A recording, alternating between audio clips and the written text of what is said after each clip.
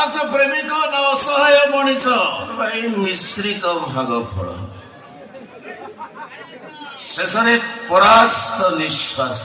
ଏ ପାନ୍ଥଶାଳାରେ ହୃଦୟରେ ପାନ୍ଥଶାଳା, ନିଶ୍ୱାସରେ ପାନ୍ଥଶାଳା।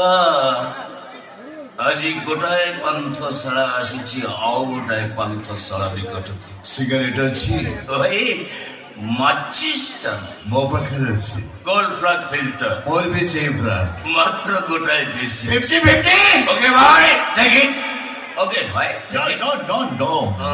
ମୋ ସାଙ୍ଗ କହେ ସିଗାରେଟ ଟାଣିବ ଲାଷ୍ଟ, ଝିଅକୁ କିସ୍ କରିବ ଫାଷ୍ଟ। ବାସ୍ତବିକ ଭାଇ, ବାସ୍ତବିକ ସେଥିରେ ଗୋଟାଏ ନିଆରା ଖୁସି, ନିଆରା ଆନନ୍ଦ ଥାଏ। ଆରେ ଭାଇ, ଇଏ ବର୍ଷା ଅନ୍ଧାର ରାତିରେ ପାନ୍ଥଶାଳାରେ କଣ କରୁଛୁ? ମୁଁ ଯଦି ତମକୁ ସେଇ ପ୍ରଶ୍ନ ପଚାରେ, ଖୋଜୁଛି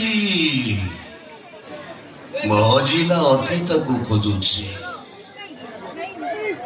ମୋ ଅତୀତର ପ୍ରେମିକାକୁ ଖୋଜୁଛି, ଯାହା ନା ସହିତ ମୋ ନାଁକୁ ଯୋଡ଼ି ଏ ପାନ୍ଥଶାଳାର କାନ୍ଥରେ ମୁଁ ଗୋଟି ଗୋଟି କରି ସ୍ପଷ୍ଟ ଭାବରେ ଲେଖିଦେଇ ଯାଇଥିଲି।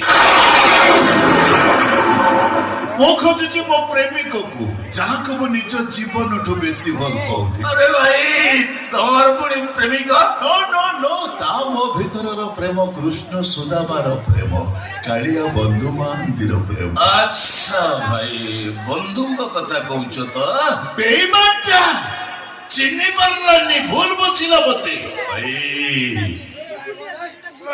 ବନ୍ଧୁମାନେ ଯେତେବେଳେ ଜୀବନରେ ଆସନ୍ତି ଖୁସିର ପସରା ନେଇ ଆସିଥାନ୍ତି, ଗଲାବେଳେ ଦୁଃଖର ଶ୍ରାବଣରେ ସେମାନେ ଭିଜେଇ ଦେଇ ଚାଲିଯାଆନ୍ତି। କିନ୍ତୁ ବନ୍ଧୁ ବେଳେ ବେଳେ ଏମିତି ବି ହୁଏ, କାହା ଓଠରେ ହସ ଦେବାକୁ ଯାଇ ମଣିଷ ତାର ଶତ୍ରୁ ପାଲଟି ଯାଏ, ତା ଲୁହର କାରଣ ପାଲଟି ଯାଏ, ଯେମିତି ମୁଁ ମୋ ସାଙ୍ଗର ହେଇଗଲି। ଆରେ ଭାଇ, ବିଶ୍ୱାସ କର, ଏ ବର୍ଷା ଅନ୍ଧାର ରାତିରେ ତମ ମୋର ଏମିତି ଗପ ଶୁଣିବାରେ ଗୋଟେ ରାଇଟ୍, ତମେ କେମିତି ଜାଣିଲ? ତମର ବି ସାଙ୍ଗ ଥିଲେ ନା କଣ? ଗୋଟାଏ ଭାଇ, ଗୋଟାଏ ମୋବାଇଲ ଫୋନ, ଗୋଟାଏ ପ୍ରେମିକା। ଦି ଜଣ ଗୋଟିଏ ଝିଅକୁ ଲାଇନ ମାରୁଥିଲୁ ସତ, ହେଲେ ସେ ଶଳାଟା ଜିତିଗଲା, ଗୀତା ତାର ହେଇଗଲା। ହଁ ଗୀତା।